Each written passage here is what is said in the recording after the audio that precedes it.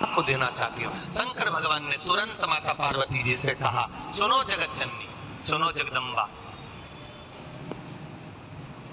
सुनो पार्वती, आप तप करो, मना नहीं है। आप साधना करो, मना नहीं है। आप आराधना करो, मना नहीं है। और आप सोचो कि आपकी करी गई तप साधना का पुण्य आप मुझे दे दो, तो भगवान तुरंत कहते हैं, पार्वती जी मुझे आपके तप साधना का पुण्य नहीं चाहिए, आप अपना पुण्य अपने पास में रखो, हमें आपका पुण्य नहीं चाहिए। अभी तक जितनी शिव महापुराण की कथा हुई, उस कथा में आज तक ये बात नहीं निकली जो आज आप लोगों के बीच में इस भोपाल नरेला विधानसभा में जो कथा चल रही है, इसमें ये कहना चाह रहे हैं। बड़ा ध्यान लगाकर सुनना। आप अगर 5 महीने तक, 6 महीने तक, 3 महीने तक, 2 महीने तक, 15 दिन, 20 दिन, 1 महीना, 1 साल, 2 साल, 8 साल, 4 साल अगर आपने शंकर भगवान को जल चढ़ाया है, तो शिव महापुराण की कथा यहाँ तक कहती है कि आपके घर में अगर कोई व्यक्ति बहुत दयनीय स्थिति में पड़ा हुआ है, हॉस्पिटल में पड़ा हुआ है, कोई तकलीफ में पड़ा हुआ है, कोई कष्ट में पड़ा हुआ है,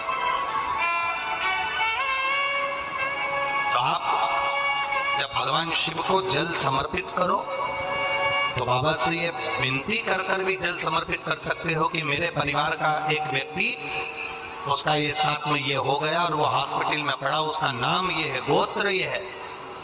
बाबा, हमने जो तप साधना करी है, हमने जो इतने महीने तक आपको जल समर्पित करा है, हमने जो बेलपत्र समर्पित करी है, मेरे बाबा अस्वीकार करना, और जो हॉस्पिटल में पड़ा है, जो कर्जे में लदालूम पड़ा है, जो तकलीफ भोग रहा है, ऐसी कृपा करना बाबा कि मेरे 2 महीने जो मैंने जल चढ़ाया है, उस चढ़ाए गए जल का पुण्य मैं उसके खाते में देती हूँ और उसको ठीक कर देना। ये पुण्य का भाग,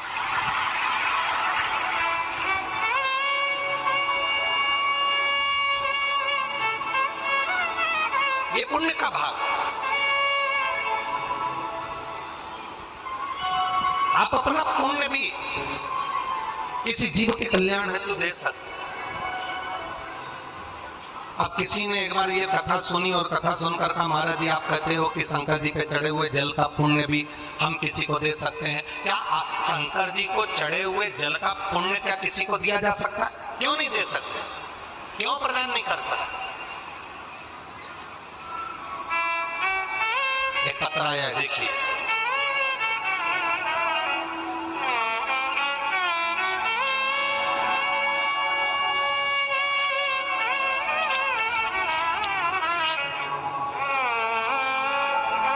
मेरीना विश्वकर्मा, पति श्री कैलाश विश्वकर्मा, अयोध्या नगर एन सेक्टर से आई हूँ। कहीं बैठी हो तो हाथ हिला सकती हैं। मेरा नाम रीना विश्वकर्मा, पति का नाम श्री कैलाश विश्वकर्मा, अयोध्या नगर एन सेक्टर से आई हूँ। कहीं बैठी हो तो हाथ हिला सकती है। एन सेक्टर से मैं यहाँ पहुंची हूँ। बाबा की कृपा का मैं क्या वर्णन करूं। मेरी भाभी को कोई संतान नहीं थी, उनकी शादी को 9 वर्ष हो गए थे। सारे डॉक्टरों को दिखाया, ऐसा कोई देवी देवता का धाम नहीं था जहां हम नहीं पहुंचे। डॉक्टरों का इलाज भी करवाया पर संतान की प्राप्ति नहीं हुई। मेरी भाभी देव देवता सब पूजने के बाद हार गई, तो उन्होंने फिर देवताओं का स्मरण करना भी बंद किया। तब मैं भगवान शिव के मंदिर जाया करती थी, शिव की आराधना करी करती थी। गुरुजी आप कहते हो कि शंकर भगवान पे चढ़े हुए जल का पुण्य दे सकते हैं, तो ये पुण्य की कथा कर रही है। मैंने जो 6 महीना भगवान शंकर की आराधना करी, उस आराधना का पुण्य मैंने भगवान देवाधिदेव महादेव से कहा कि अगर आप सच्चे हो तो मेरी भाभी का गर्भ ठहर जाए, ऐसी कृपा करना। और बाबा 9 वर्ष के बाद मेरी भाभी के यहाँ संतान की प्राप्ति हुई, इसलिए मैं बाबा को यहाँ प्रणाम करने को, ये शिव तत्व।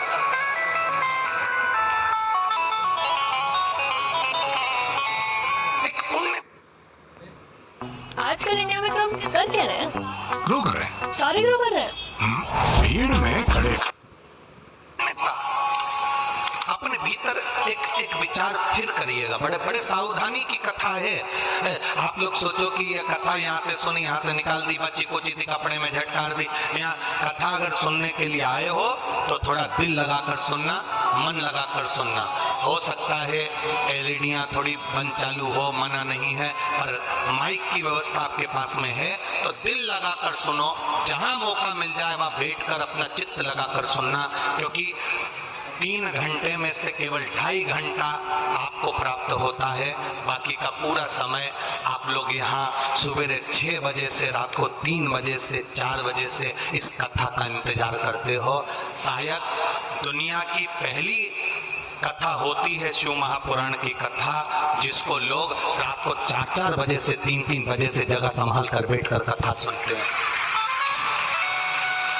तपती हुई धूप, भयंकर गर्मी, 2 किलोमीटर दूर तक पैदल चलकर आना, और बैठने के लिए इतना 8-8, 9-9 पंडाल लगाए घर पर, 9-9 पंडाल भी फुल हैं।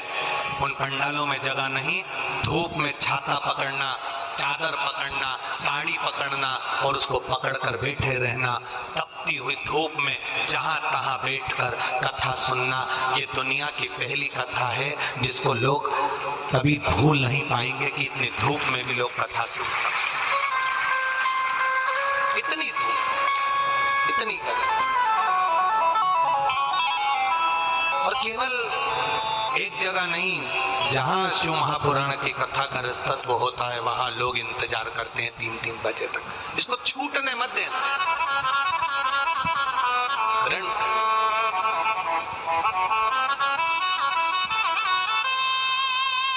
शादी में गए हो, 500 का लिफाफा दिया है तो भोजन कर कर जरूर जाना, और कथा में धूप में चलकर आए हो तो भले आधे घंटे की सुनना, पर कथा में दिल लगाकर जरूर जाना। दिल लगाकर, चित्त लगाकर।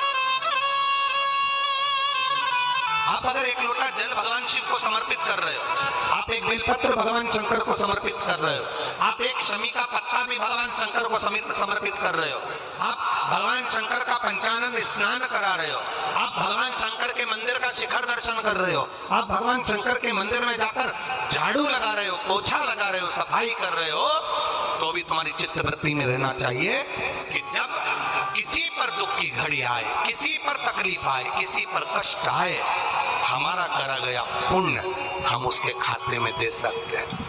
हम अपने पुण्य को दूसरे के खाते में प्रदान कर सकते हैं।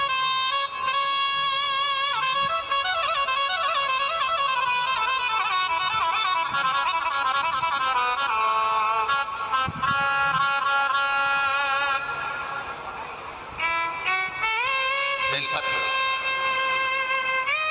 जरा ध्यान देना हो। ये बेलपत्र जो होता है,